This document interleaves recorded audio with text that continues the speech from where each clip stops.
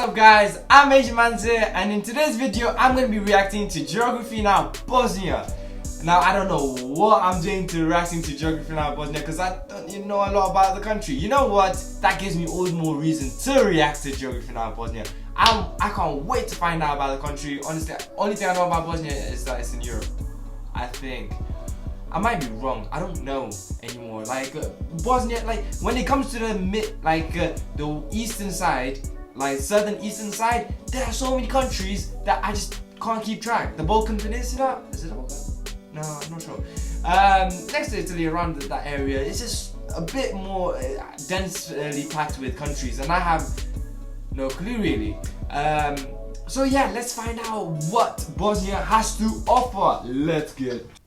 You thought Belgium was confusing? Brother, please, if you want complication addicts, come to Bosnia and Herzegovina. Is Belgium confusing? I didn't know that. He said the Queen name Bosnia. If you're ever on a game show and there's $1 million question, chances are this country will be on that $1 million question. So pay attention, you might win some money. But what's up with the name? Bosnia and Herzegovina. Bosnia and Herzegovina have what seems like a very simple flag, but there's a lot hidden underneath it. First of all, the flag has a blue field with a yellow triangle and 7 full stars and 2 half stars at the top and bottom of the hypotenuse. First one I've seen. The triangle represents the 3 constituent peoples of Bosnia and Herzegovina, the Bosnians, Serbs, and Croats. It also respectively represents the map of Bosnia, which kind of looks like a triangle. The stars represent Europe and are meant to go on forever. I guess you guys are quite close to each other. Stars at the bottom and the top. Some say the flag was even partially adapted from the European Union flag. The colors white and blue and yellow are traditionally seen as colors representing peace. Now let's find out how peaceful this country is. Yeah, but the European flag has yellow stars. This one has white stars. What's up with that? Remember Belgium and how confusing that whole Flanders, Wallonia thing was? Well, get ready because we're going to conquer one place, 2 regions, 2 entities, and a weird third semi-rogue autonomous region district. Just fair warning, you might have a seizure trying to understand all of this stuff, so if your brain's not that What's up with the picture, fast forward to the physical geography part, and we'll have some nice pretty pictures for you to look at. First of all, Bosnia and Herzegovina is located in that lovely area of mass confusion in South Europe known as the Balkans, located to the south of Croatia, west of Serbia, and north of Montenegro. You would think that Bosnia and Herzegovina is landlocked, but if you look very close, you'll notice they have the smallest little panhandle that touches the Adriatic Sea for only about 25 kilometers, or about 15 miles. way. Now, here's where things get tricky. When you Does hear that the name make Bosnia a big difference? Comment below. Let me know what. It kind of sounds like 2 separate nationalistic entities, kind of like the UK or the United Arab Emirates. But that's not really the case. So first of all, what exactly is Bosnia and what exactly is Herzegovina? Well, in the shortest, simplest way I can put it, they're just regions. Although Wait, what? They're just regions. But why are they? Do they have the same? Are they in the same name? Bosnia and why a country with the name "and" in it? How? How does that make sense? Anyone care to explain in the comments below? Maybe he might explain it. Vague and not clearly defined. Bosnia is generally located in this area, and Herzegovina is generally located in the south in this area. Culturally, the people of Bosnia are the same as the people in Herzegovina, except there are more ethnic Croats living in the south by Herzegovina, especially on the border of Croatia. The only reason why it's separate is because some guy in the 1400s created his own country. He had the title of Herzog, which is where the name Herzegovina comes from. But other than that, it's just the same country. Now, here's where things do get divided, though. Bosnia and Herzegovina. They're the same country, but they have 2 separate names. Each one with about half the land of the country that serve the 3 different people groups known as the constituent peoples, a unique term that only applies to Bosnia and Herzegovina. We'll explain more about this in the demographics. Essentially, Bosnia and Herzegovina is divided into the Federation of Bosnia and Herzegovina and the Republika Srpska. I know, it looks like it's pronounced Srpska. It's pronounced Srpska. Triple diphthongs are an amazing linguistic phenomenon. Most of the ethnic Serbs live in the Republika Srpska, and each side has its own capital. Sarajevo for the Federation of Bosnia and Herzegovina, and Banja Luka for the Republic of Srpska. However, Sarajevo acts as the national capital for the entire country as well. Furthermore, the Republika Srpska is split into 2 regions, and then they are both divided into so you guys are quite split on counties some stuff, and but municipalities. 10 for the Federation of Bosnia and Herzegovina, and 7 for the Republic of Srpska. Keep in mind, Bosnia and Herzegovina has 2 small municipal exclaves on the Sava River on the border of Croatia, known as the Posavina Canton County. These belong to the Federation of Bosnia and Herzegovina and make the smallest cantons. Then you have the weird Brčko district. I know, it looks like Brčko. It's pronounced Brčko. That was a quadruple diphthong.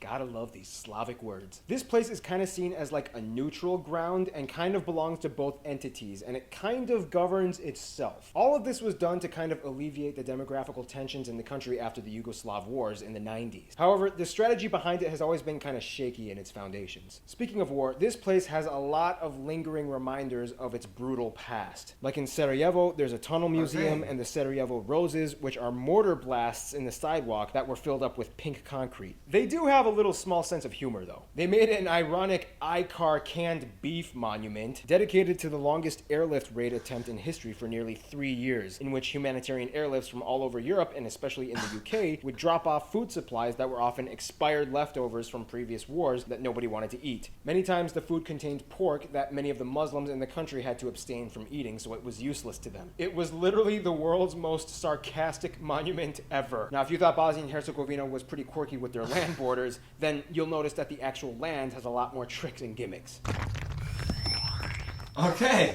First of all, the country is mostly mountainous Physical or hilly, geography. as it lies on the Dinaric Alps in the Balkan Peninsula, with flatter lands in the northeast by the Pannonian Basin. About half of the country is forested, and about 30% of the land is arable, mostly in the northeast regions, whereas the south, mostly in Herzegovina, is more rocky and dry than the rest of the country. Now, this is where things get a little interesting. Yes, the country does have a lot of potential arable land, but the problem is, due to its war past, the country still has about 200,000 landmines that they have to clear from the ground. But I mean, hey, that's only like a third of the amount from Albania, remember? Woohoo! Slightly less danger! Then, in the Republika Srpska, you can find the last jungle or primeval forest in southern Europe. The Perućica forest, which is only accessible to explore in the company of rangers. The world's tallest Norwegian spruce tree can be found here, and many captivating waterfalls and ancient trees that take you back years in the past. Now, here's the funny thing. Many people in Bosnia around Sarajevo will tell you that they're pretty certain that the country has the world's largest man-made ancient pyramid. Located near the town of Visoko, the hills in the region seem to have an almost perfect geometric shape that creepishly resembles a pyramid with almost equal sides and angles. Modern archaeologists are skeptical, but if you look at the pictures from above, I mean, it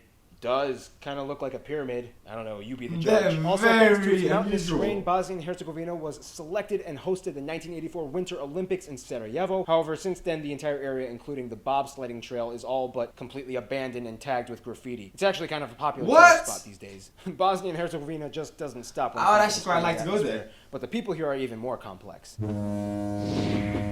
Ooh, finally the people. Here's the rule with Bosnia and Herzegovina. You always have to constantly think in threes. Never refer to everybody in the country as just Bosnians. Half of everybody will get super mad at you. First of all, the country has about 4 million people, about 48% of whom are Bosnians, 33% Serbs, and 15% Croats, with the remaining 4% from other nations. The three main people groups of this country are pretty much what make it function in such a weird way. Now, here's the funny thing. Bosnians, Croatians, Serbians, and even Montenegrins can all pretty much understand each other with their languages. Their languages are all pretty much the same Slavic-based dialect with a few differential nuances. The only difference is that typically Serbian is written with the Cyrillic I wonder if they get along, and Bosnian and Croatian is written with a Latin-based alphabet. However, they will fiercely tell you that the languages are separate and distinct languages: Croatian, Serbian, and Bosnian. They even put warning signs in all three languages on cigarette packs. So essentially, it's like this. Hi, I'm speaking American. Hello, I'm speaking British. Hi, I'm speaking Irish. You know, you guys all pretty much understand each other and you're all kind of like saying the same thing. Aren't you all speaking the same? No! Now here's where things get really confusing. Bosnia and Herzegovina has a bicameral legislature that includes a 3-member presidency, one for each of the people groups: the Serbs, the Croatians, and the Bosnians. That's right, the country has 3 presidents. You don't see anything like this anywhere else in the world. However, the state government is highly decentralized and a lot of the legislation just goes to the respective entities. Culturally, this place sticks out. As a former part of the Ottoman Empire, 3 presidents spread to the nation, and today is still part of the religious majority. Muslims make up about 45% of the population, most of whom are non-denominational Muslim. About 36% are Serb Orthodox Christian, 15% Catholic, mostly from the Croats. It's kind of strange because Bosnia is one of the few places in the world where you can find the whitest Muslims you will ever see in your life. It's funny though, because for a long time Bosnia and Herzegovina was also under the Austro-Hungarian Empire, so you kind of get this weird European Muslim Eastern mix in terms of culture.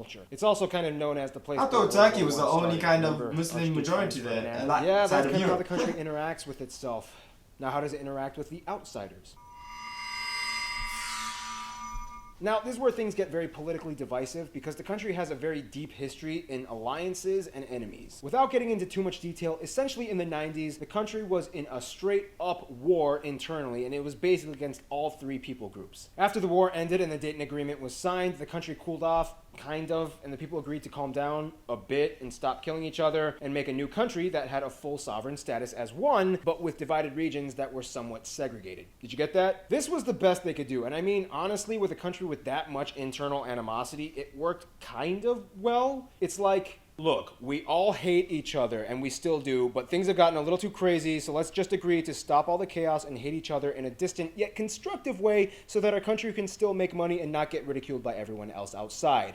Deal? Deal. In terms of outside friends, Bulgaria was the first country to recognize Bosnia and Herzegovina's sovereignty and immediately stepped in with bilateral relations, and the two get along just fine today. Surprisingly, Malaysia is also a huge supporter of the country, and during the war became the only country in Asia to accept Bosnian refugees. To this day, many Bosnian students study abroad and live in Malaysia. Now, when it comes to best friends, it really depends on who you ask in the country. Of course, the Croats will tell you Croatia, the Bosnians will most likely say Turkey, and the Serbs will say Serbia. In a weird way, though, the division of peoples kind of inadvertently increases the diplomatic relations that the country as a whole has access to. For example, whoa, there's Bosnians a bit too many complicated. It's getting too complicated.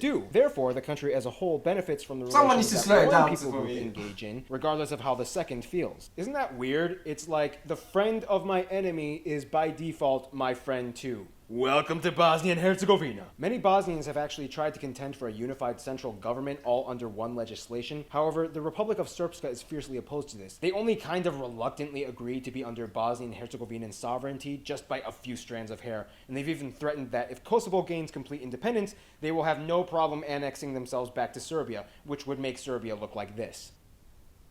In conclusion, Bosnia and Herzegovina is like the Belgium of the Balkans, but with stranger conflicts, quieter controlled anger, slightly dysfunctional politics, but with a pinch of sarcasm and dry humor that gives the country its spicy appeal. Stay tuned, Botswana is coming up next. Yeah, I really enjoyed that video.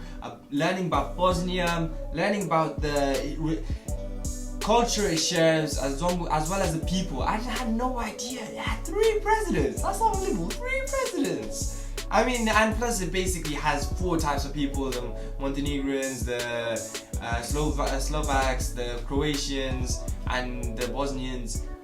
I think I got that correct. Correct me if I'm wrong. And yeah, the people seem like they're all lovely people.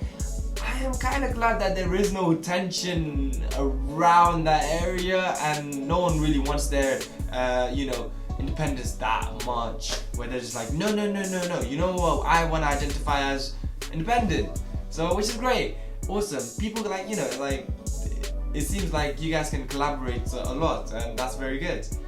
It was a surprise to me that the Muslim majority there's a Muslim majority of about 45%. Which I thought, Eastern Europe, that's highly unlikely besides Turkey, but I'm corrected once again. It's just like, yeah. Thank you guys for watching my video. If you're new to the channel or if you're old, please remember to subscribe, like, and share. And stick around for my other videos. So, till next time, Major